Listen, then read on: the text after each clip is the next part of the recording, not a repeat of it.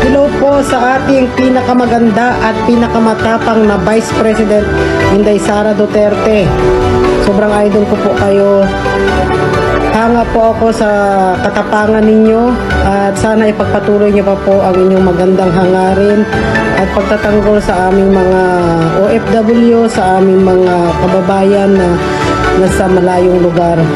Alam ko po na totoo ang hangarin ninyo sa ating bansa na maglingkod kayo. At alam niyo po, marami na akong basya dahil sa pagtatanggol sa inyo, lalo pa nung simula pa noon kay Tatay Digong. Idol ko po talaga si Tatay Digong. Sobrang malasakit niya sa ating mga kababayan.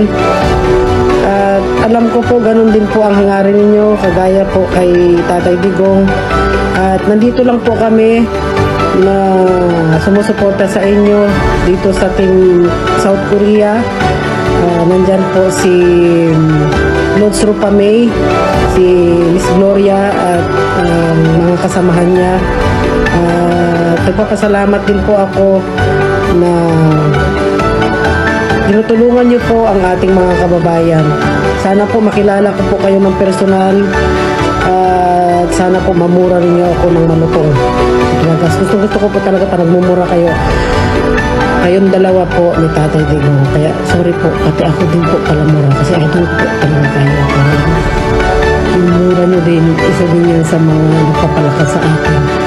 Bahala na sila dyan. Kasi tayo, ganito na tayo eh. Merry Christmas and Happy New Year. Ingat po kayo lagi at sana po mas habaan pa ng Panginoon ang buhay po ninyo, lalo na po si Tatay Digong, at mag-iingat po kayo lagi at ipag-pray po namin kayo. God bless.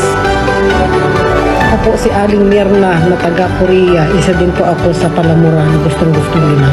I love you, Sarange. Bye-bye.